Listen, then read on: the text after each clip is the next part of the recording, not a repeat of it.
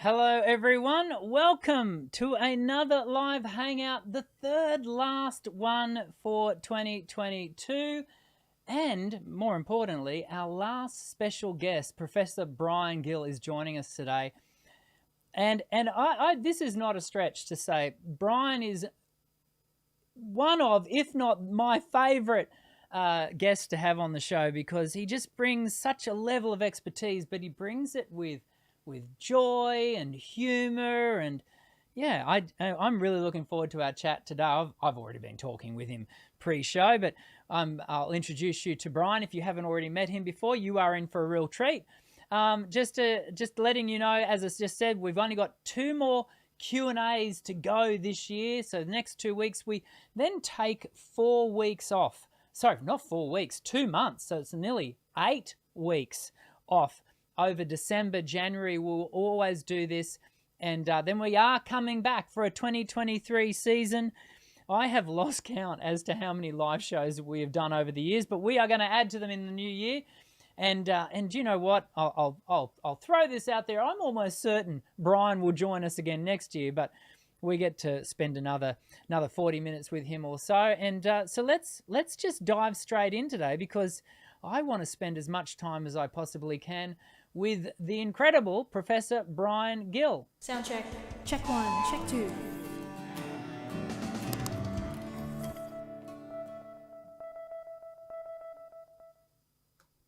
How was that for an intro?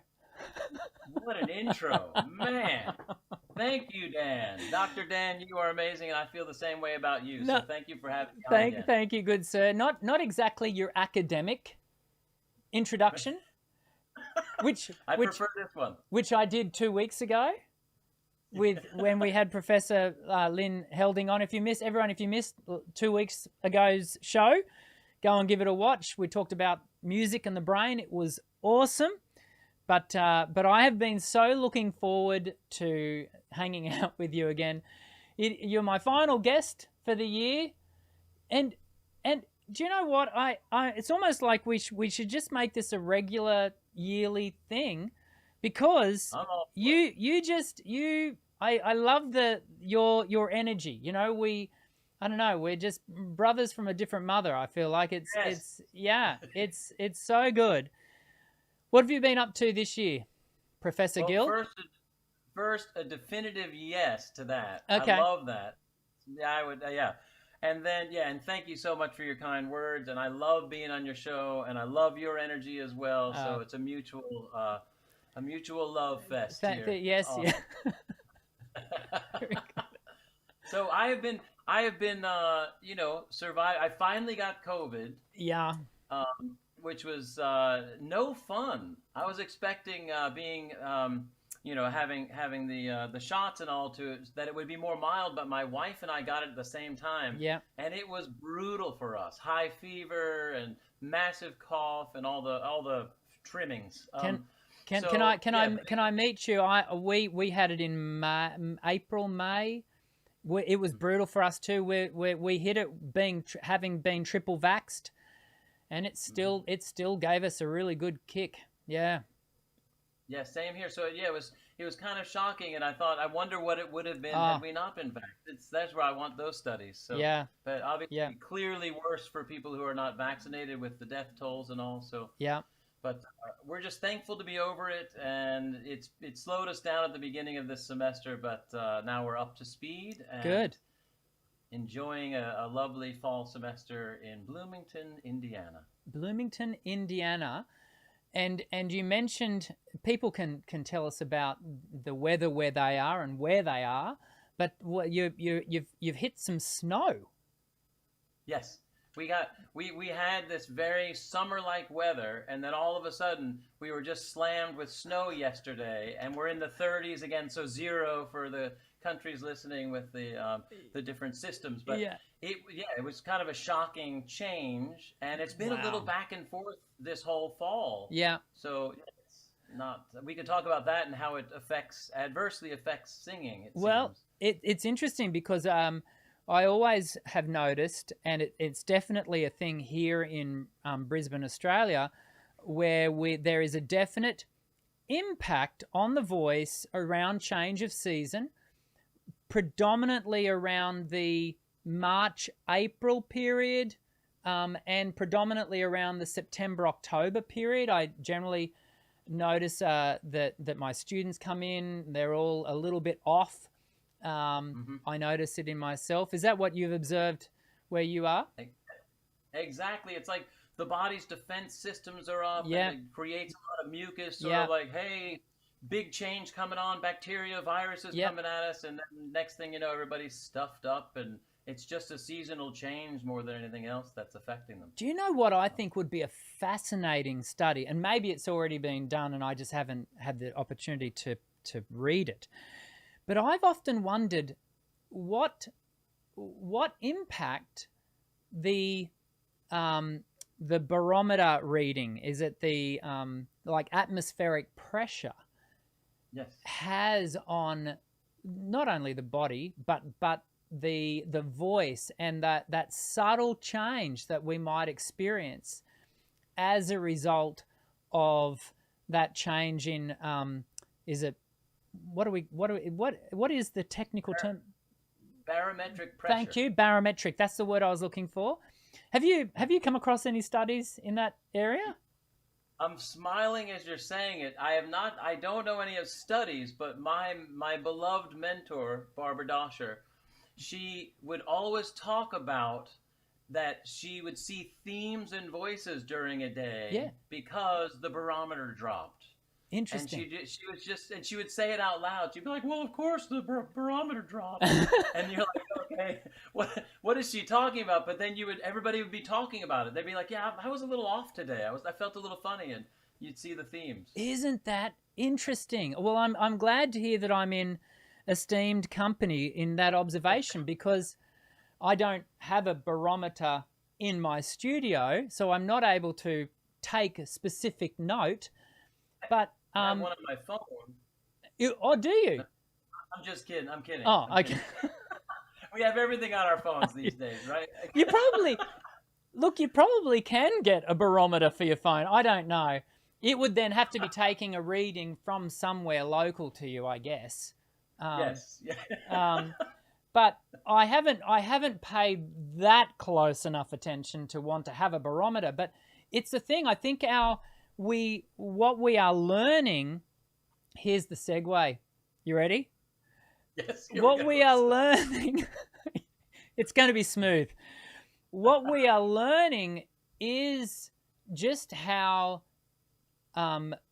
governed by our biology and our biology's relationship to the environment and those sorts of things, we are slowly but surely becoming more aware and more cognizant of that relationship, and it's science that is teaching us that. But of course, then we have, when it comes to the world of singing, we have the headwaters of science and art, or that's certainly how it's been perceived by some, as a clash of the titans. But I don't see it that way. I know you don't. I wonder if you can maybe start to lead us into some discussion around these two worlds that seem to, for some, collide, whereas for others, there's this wonderful cohesion between art and science. Yes, I think it's a great, there's the clash of the titans, but also the incredible divide, like the Grand Canyons in between them for some folks. And so I think in order to synthesize, what we know from science into an art form, you really have to have multiple influences in your life. So you have to know the science side, you have to be a high-level practitioner yourself, you have to be surrounded by people who are high-level practitioners in multiple areas surrounding voice. And I think once that happens, the potential for synthesis is there. And we can avoid, there are a bit of camps. There's some people who know the science, but they're not maybe necessarily extremely good at practical application with that information. Then there are other people who don't know the science, and they're actually quite good at practical application. And vice versa on both ends. So goal should be getting them to come together in a way where, like I have, we've all seen folks who you're like, wow, they work magic with the voice, but they're not sure Why? what it is that they're doing. They'll actually say, I don't know why that works. And if you can collaborate with someone like that and say, well, actually, I can tell you why it works, Yeah. and then help them get their game to be as strong as possible. And there are many ways we can commune with each other and move each other along into a space where science does help inform your approach to voice. Yeah, I find with students that, and this is particularly helpful with I'll call them more intuitive singers, as opposed to wanting to use the typical language of natural or gifted, but more intuitive singers.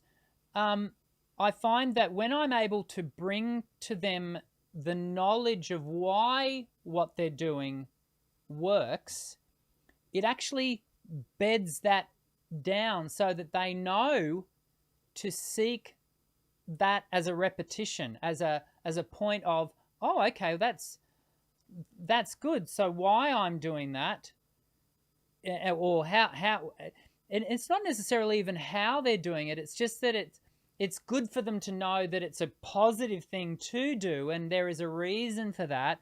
And it seems to just bed that habit down. And that's, I've observed, is quite a positive thing for a lot of singers. Have you observed similar things?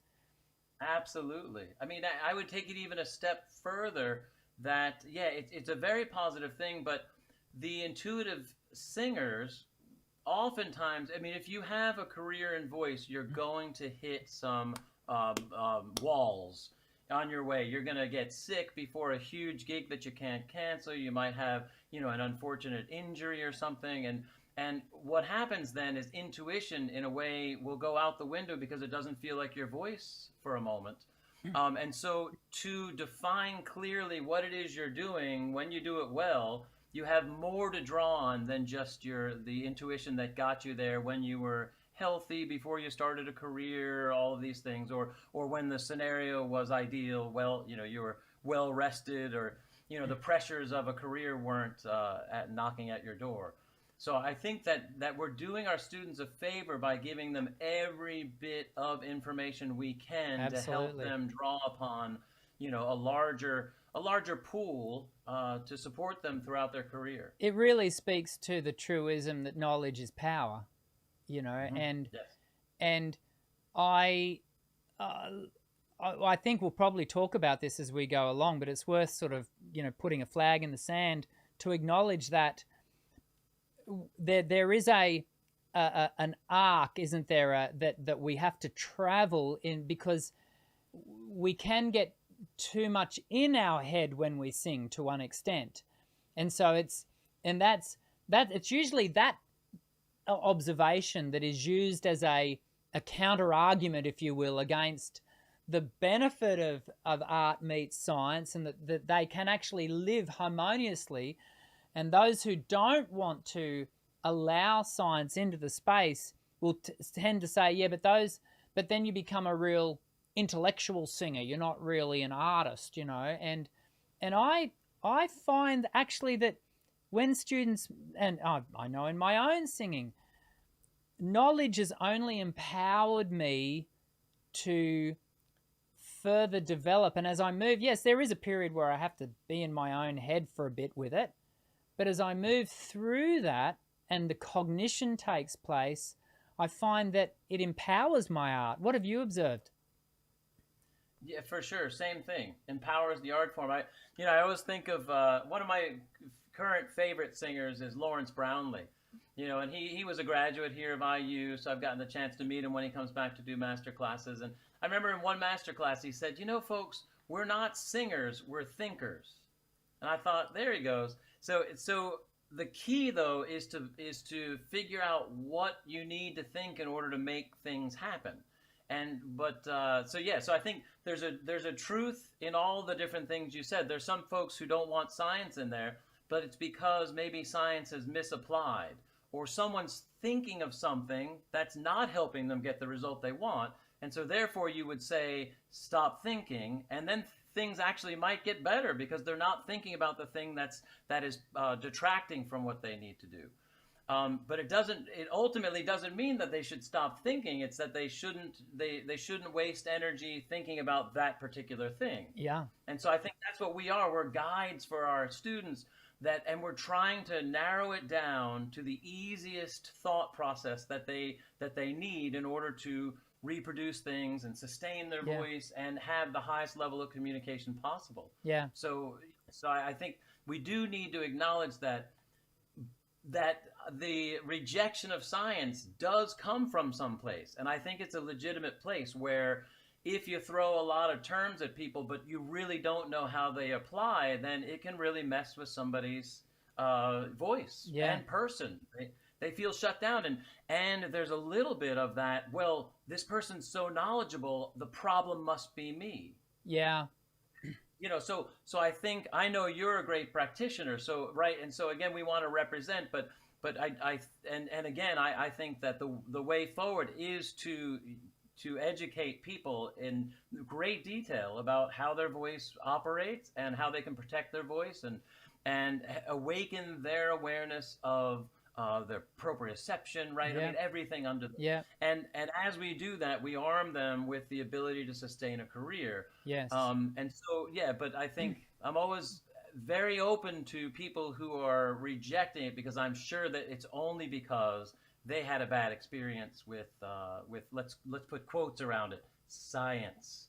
Right? So it's science the way you and I are talking about it. Yes, I don't think anybody would argue with it because we have so many students who benefit from it, and you know, we help folks get back on track. But I've seen the opposite. Have you seen the reverse where maybe it's not as helpful? Well, what I've seen, and admittedly, I'm, you know, in my little suburban studio, I have less opportunity to observe it these days, but back in I guess because I started learning the voice pedagogy back in the late 90s, and that was in academia, and it was still at a time when voice science was very fledgling, like it was very young.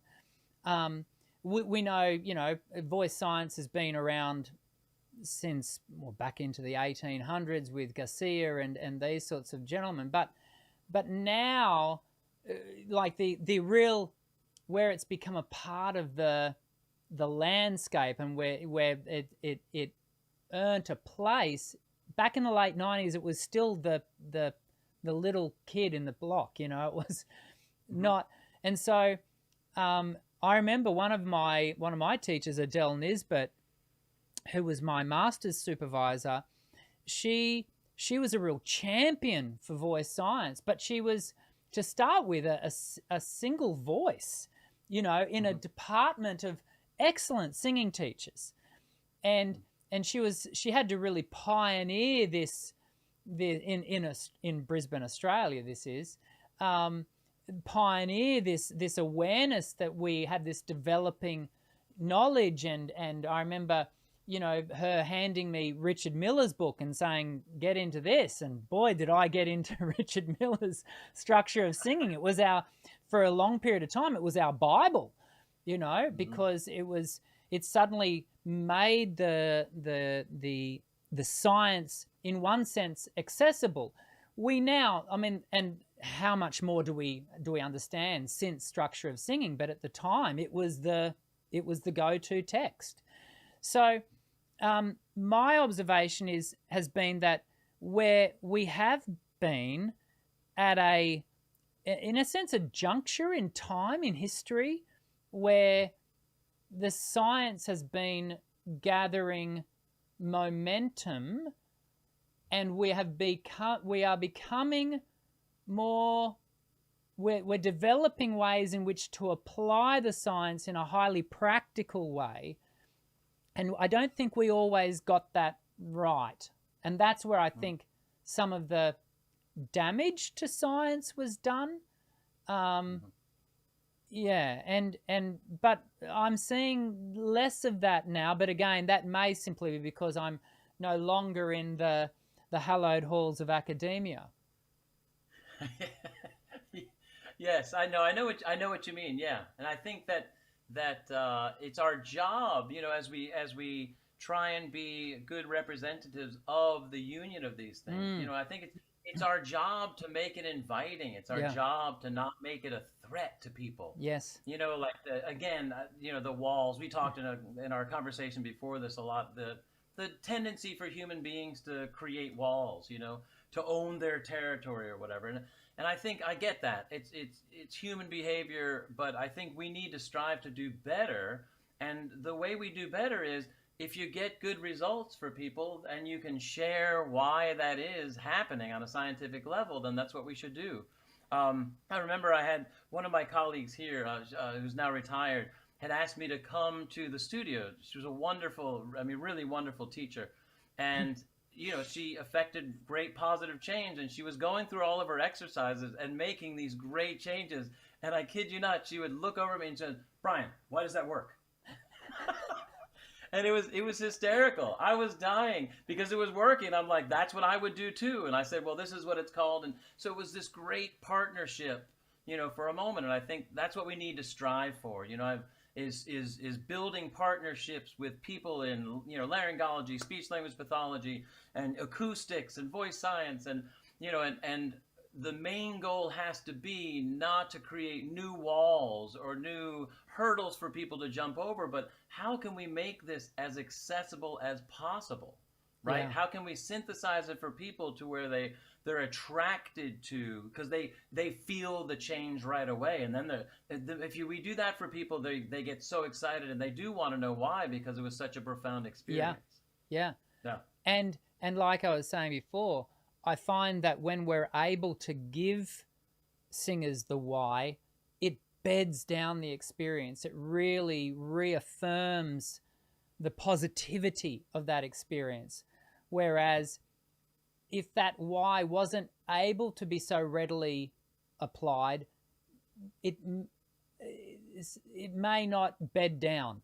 I need to come up with better ways of saying that, but No, but I know what you mean. It doesn't seem to settle as well. yeah, If they don't know the why. And I would say, I was going to ask you if you've noticed this.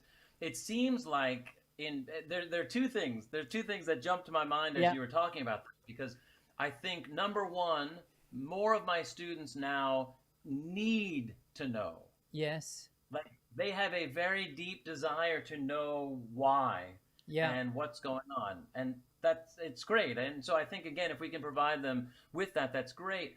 I would say there's another theme that I've noticed. Now, have you noticed this? That because we're in that culture of immediacy, where you can get quick factual answers on the internet, that when they get the why, they also assume that because they understand the why, that it should happen right away.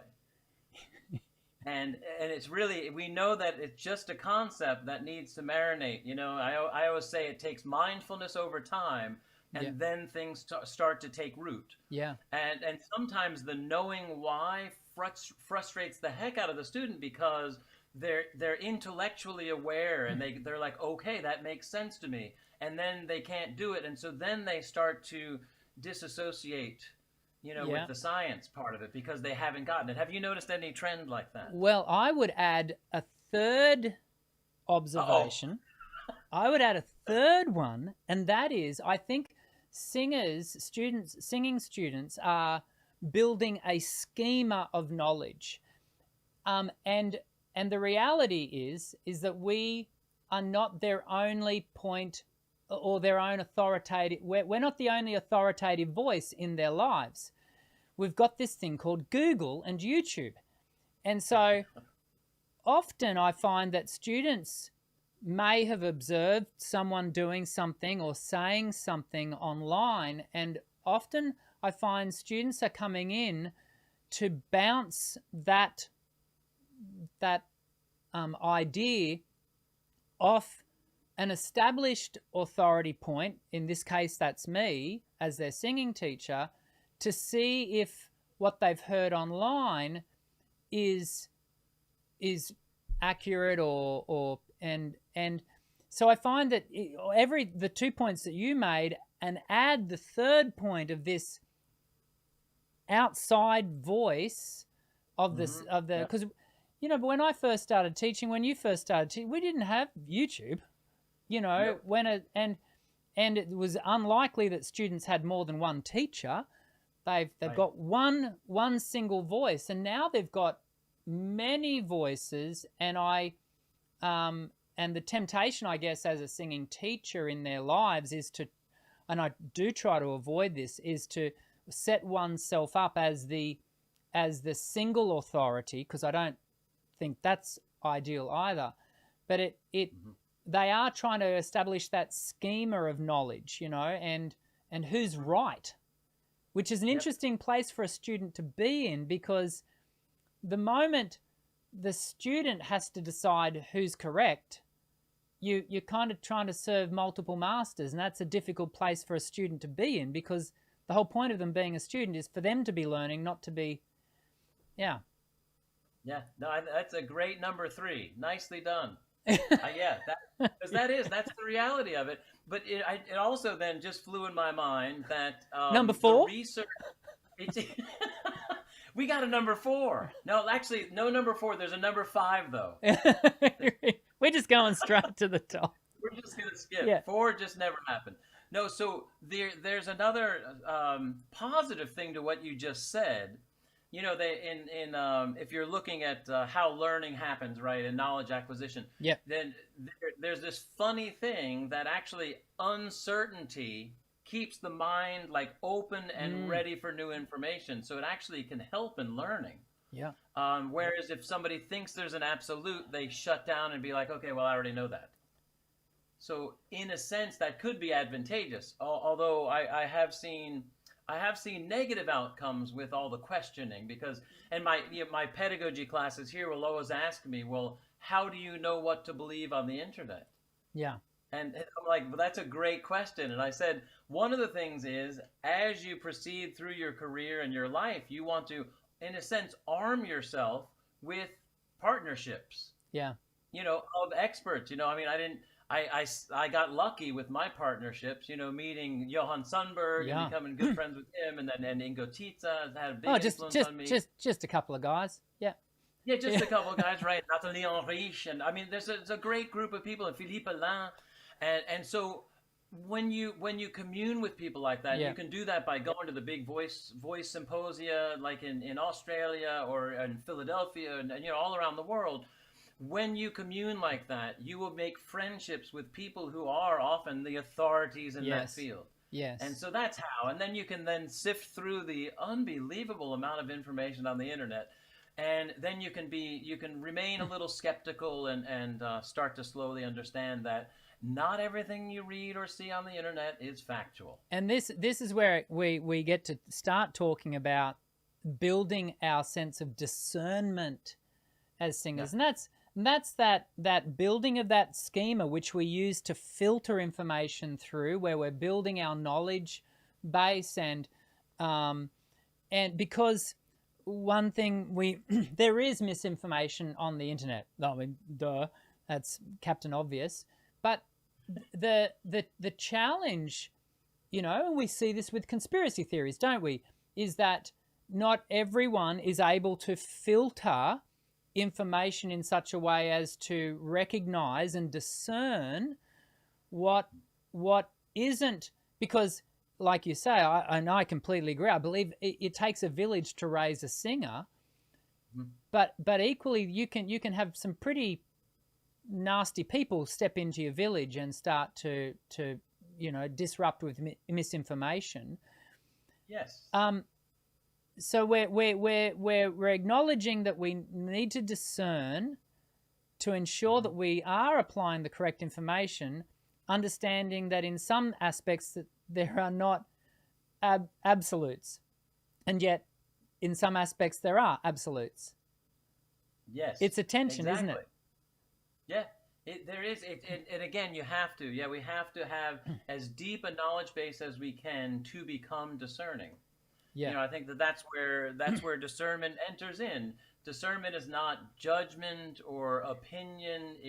You develop a deep awareness of a topic, and like, let's say voice, like we're talking about, and you understand all the factors involved, and then you can tease through those things and more accurately decide what is possible for each individual and what should be ruled out.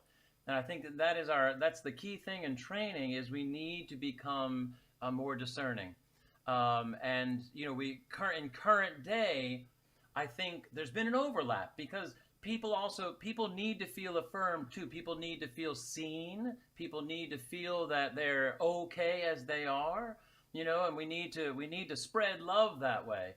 But part of spreading love is also being discerning for that human being. Yeah. And helping them understand, based on tissue cost, what's present in the most superficial layer of the vocal folds, and as a protective thing may not be there for some people, and according to the research, then we need to avoid excess friction, and then how acoustics work, the way you shape really matters. And if we know these things to be deep truths, and we know that it'll help this person communicate at the highest level possible, and will also enable them to do so for the longest possible time in their life, then again, we have to be the adult in the room and start making those suggestions. People I find, and I get a lot of not a lot of pushback, but I do on occasion get pushback on my videos here on YouTube, because in some respects we don't like to be told no, do we? Yeah. We don't like to be told no, you can't do that. Well, maybe it's not ideal for you to do that. So I'm thinking of one particular recent comment on one of my videos where the person said, well, you've got a bias or a bias towards that, an opinion. And I'm going, well, it's not a bias at all. It's actually a well-researched fact. Exactly. It's based on solid ground. It is. And again, I think that's people's, it's a bit of a habit that society has developed, where it's like they just like to say whatever comes to mind, and then and everybody thinks, well, my opinion, even though I haven't studied voice as much as you have, matters as much as yours. Yeah. And if I'm going to ask somebody about how to build a rocket ship to go to space, I'm certainly not going to go to a vocal pedagogue. Yeah. Yeah. Right. You have to know who to go to, and who has done the work and who's done the study. And then in a sense, you have to trust them, know their knowledge base, know their background, and then in a sense you vet the people that you're going to interact with based on very clear data. Yeah. So yeah. Where do you think this sense of because what we're acknowledging is there are biological boundaries, right? And no matter how hard or how much we might want to ignore those biological boundaries, at the end of the day, we are all humans within a biological frame. Mm-hmm. Where do you find, what is your observation of the boundaries that people want to really kick up against and go, well, I don't like the fact that that's the case? Right. I think there's so many. Yeah. One would be though, and I think the most prevalent would be that you can push on your voice because the person feels like they're doing a lot, and so then it falls into the maximum effort produces maximum results. Yeah. And that's not the case with physical physiology in anything, right? If you muscle a tennis racket to try and get more force, it's the sweet spot in the way you swing and your follow through. Same thing with golf, and same thing also with voice. You want to find a gesture at the level of the vocal folds, and a shaping at the level of the resonators, and a sending of breath using your body and however works best for you, guided by an expert in the field. You want to find those things so that you can get the maximum result for the least amount of effort. And people, though, I think are a bit attached to the feeling of doing something. Yeah. And so I have a lot of folks that have trouble giving that up, and they're like, it's the "Are you sure that's enough?" mode. Are you sure? Are you sure? And meanwhile, everybody outside of them, if you've got master classes you run, it's nice because then you get a whole group of people who say, yes, Yes, that's it. that. Yeah, Yeah. So yeah, that's helpful, but we don't always have that when we work one-on-one with people. yeah. And I was introducing the method of belt this morning to one of my new professional students, and we were working on some placement and some focus and some energy, and she hit a sweet spot, and she was like, but she said, I don't feel like I was doing enough. I said, that's right. There it is. That's exactly where we need to be. We need to experience less effort, and it's you know, in the case of belt, it's energized. We're not sucking it dry of energy, but it is effortless, and it's giving that up, because we use that almost as our way to know where we are, because we're pushing up against a boundary and we go, okay, there's my space, that's what I'm existing in. When we remove that, we suddenly remove that sensory point of knowledge, that data point that we've been relying on. But then when we remove that, we go, oh, actually there are some other data points that I can measure from and be attentive to. Yeah, it's figuring out new check-in points. Yeah, you know, what is it that you could relate to instead of the wall of the absolute overdrive? Yeah, absolute overdrive all the time. Yeah. We clearly know when it's not enough energy because things don't come out. That's easy. Then we can pretty clearly know when we're hitting that sort of max effort level, but singing is in between those. It's the Goldilocks zone. Yep. Yeah. And so, yes, I think that's where, again, the knowledge base comes in, because, I mean, and communing with speech-language pathology, right? If they're going to deal with an injured voice, they're going to talk about resonant voice therapy and flow phonation, all these things.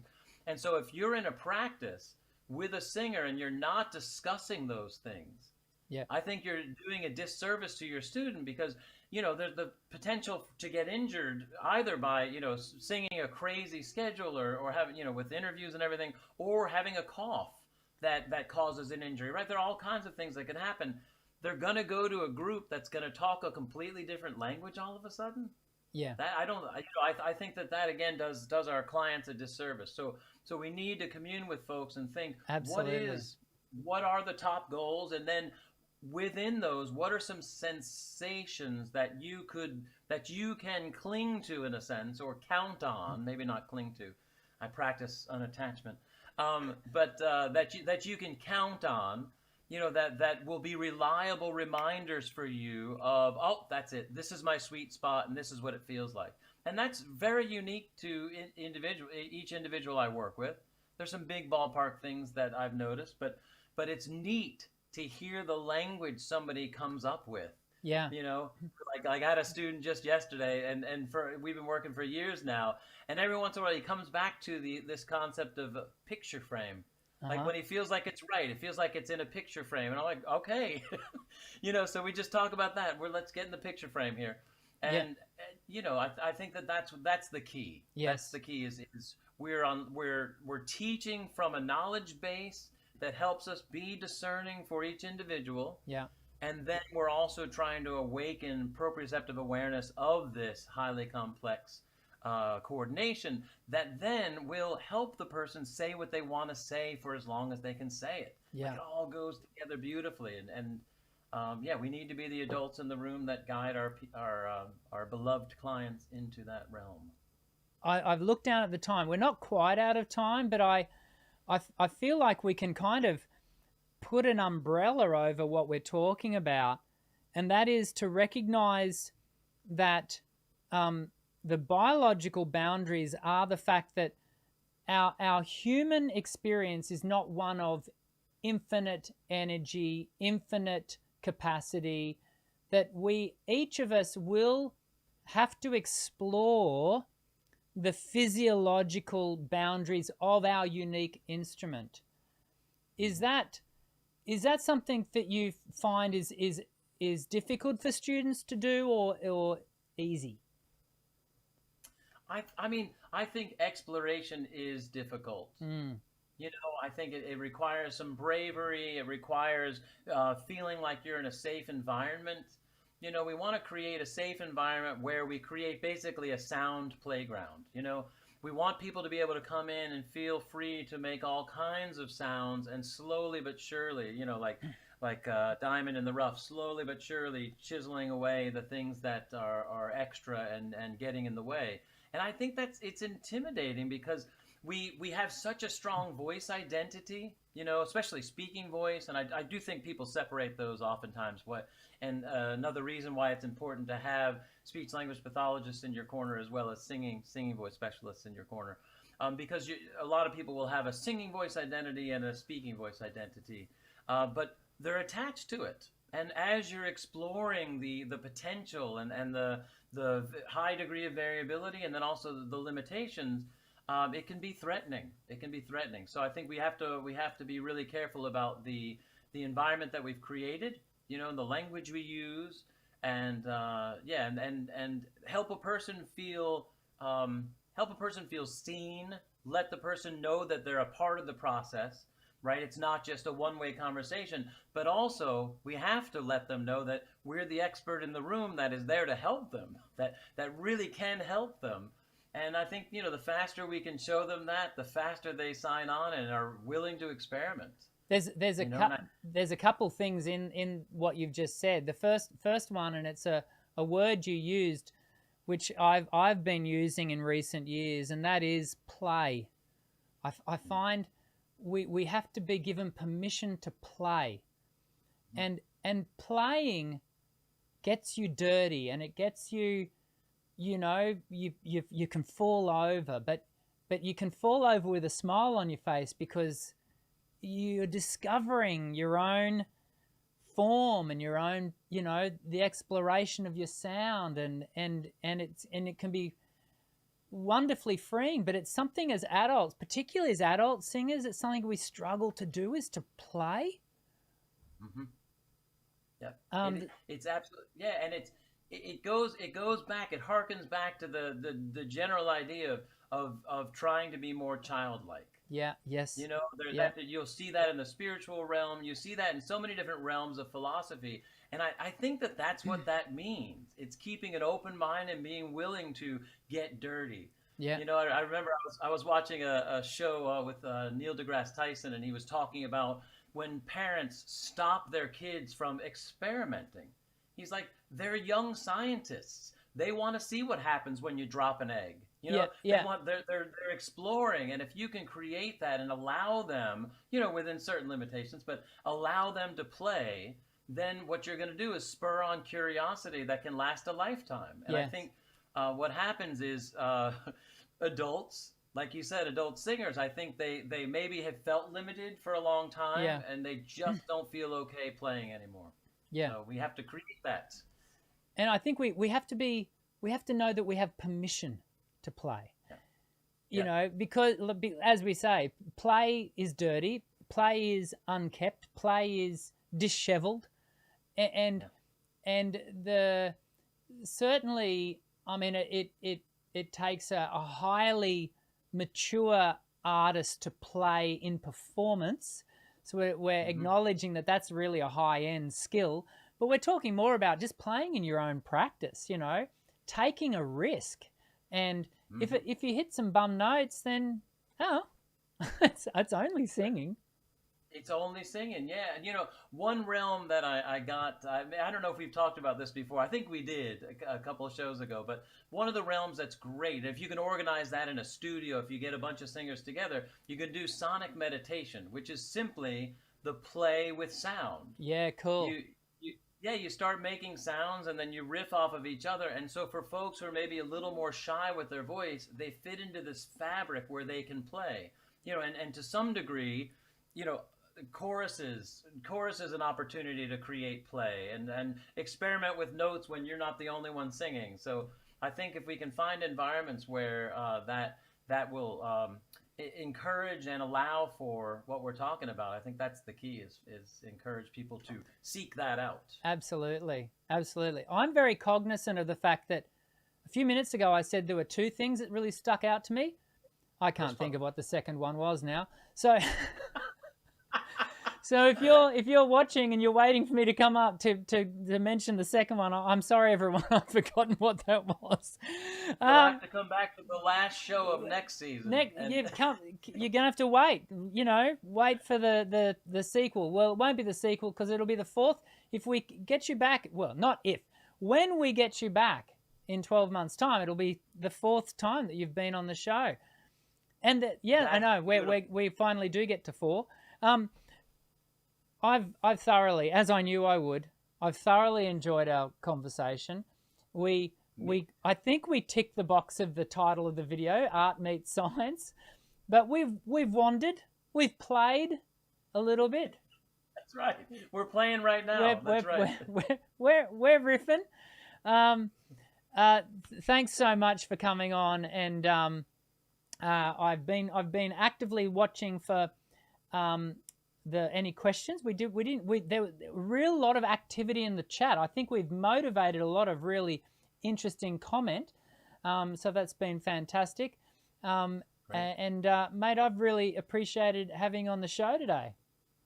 I'm thrilled to be here, and I really appreciate you having me on. It's so great to see you, Dan. It was great. Thanks very much. Absolutely. Until next time. Until next time, and there will definitely be a next time, I promise, because as I said, Brian is just one of my favorite, if not my favorite guest to have on the show, because all the information he brings us is brought with such a sense of firstly, really high knowledge base, but secondly, with such humility and accessibility, and that's what this singing thing is. It's not just for the highfalutins. It is for everyone, because as you know here at Voice Essentials, this is a community where everybody sings. And Brian just epitomizes that in every aspect of his professional and private life. Next week, we've got a Q&A. You join me and I do my best to answer your questions. And in fact, we've got really 2 more Q&As, but I always call the last show for the year. Anyway, but we'll do 2 more Q&As. Remember, for you to be reminded of when we do go live, you've got to hit the white bell icon after you've subscribed to the channel, and that way you'll always get the email notifications. We go live here Monday, 1 p.m. Australian Eastern Standard Time. For most of you, that means it's Sunday evening. But here in Australia, it's always around midday, well, 1 p.m. on a Monday. And we're going to do that 2 more times for 2022, true for 22. And we'll have a great time when we catch up with you all again very, very soon. I'm Dr. Dan. Sing well.